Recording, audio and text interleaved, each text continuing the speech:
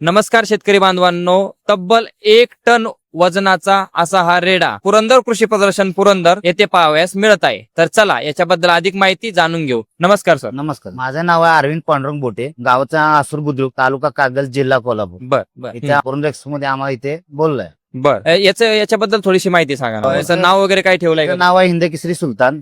हिंद केसरी सुलतान. Okay, त्याचं बर. आता वय 2.5 वर्ष. 2.5 वर्ष. 2.5 वर्ष आणि याचं वजन आहे आता 1 टन. 1 टन. 1 टन वजन आहे आता. बर. आणि याचा खाद्याचा कसा, त्याचा दिनक्रम कसा आहे? दिनचर्या सकाळी ते उठल्यानंतर पहिलं ते असेल ते आपण शेणघाण झाल्यानंतर त्याचा बर. चारा पाणी करून त्याला सुग्रास ते असेल ते आपण खाद्य देतो. त्यानंतर सुग्रास. दूध पितो. बर. त्यानंतर धुणं पाणी करून स्वच्छ नाही. बांधलं जातं आणि संध्याकाळी रोज दूध पण पितो हा? हा दूध पण पितो. साधारण किती लिटर दूध याला लागतं? दिवसाचं 6 लिटर दूध लागतं. 6 लिटर दूध. दिवसा 6 लिटर. 6 लिटर दुधाचा खर्च.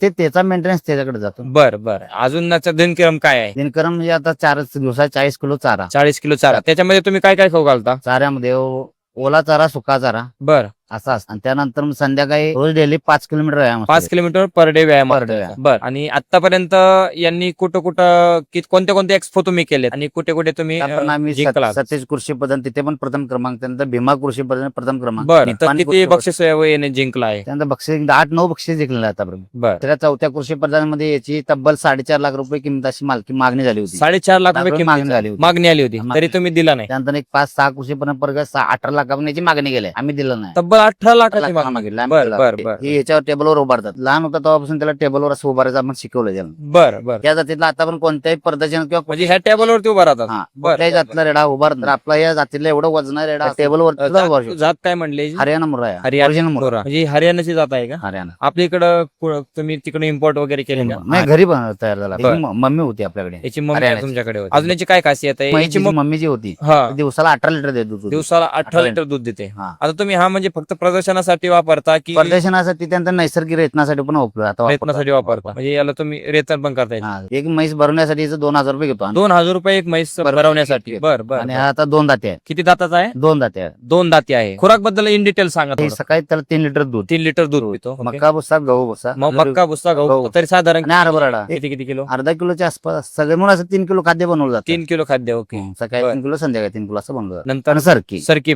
पेंट किती पाहिजे? कालवण 1 किलो, सकाळी 1 किलो, संध्याकाळी 1 कामाला वगैरे नसतात नाही? किलो. ह्याला काम काय नाही, काम काय काय करून घेतात ना काम यांच्याकडनं? नाही ते काही काम नाही, फक्त त्याचा नैसर्गिक रेतनासाठीच फक्त. नैसर्गिक रेतनासाठी वगैरे वापर आणि आपले असे शो वगैरे करतात. त्यानंतर चॅम्पियन झाला, बेस्ट ऑफ द शो झाला. प्रमुख आकर्षण म्हणून ओळखलं जातं याला. प्रमुख आकर्षण म्हणून ओळखलं जातं. जर कोणाला कोणाच्या गावामध्ये यात्रा असेल, कुठं असा एक्सपो असेल, हा, तर तर आम्ही आपला काय संपर्क आहे आपला? आपला संपर्क मी दिलाय 914 508 1007. ओके. जर तुम्हाला कुठं यात्रा वगैरे असेल, कुठे तुमच्या गावामध्ये एक्सपो वगैरे तुम्ही आयोजित करत असाल, तर तुम्ही याला प्रमुख आकर्षण म्हणून पण सुद्धा यांनी जो नंबर सांगितला याच्यावरती कॉल करून तुम्ही याला बुक वगैरे करू शकता किंवा तुमच्या गावामध्ये तुम्ही आणू शकता. धन्यवाद.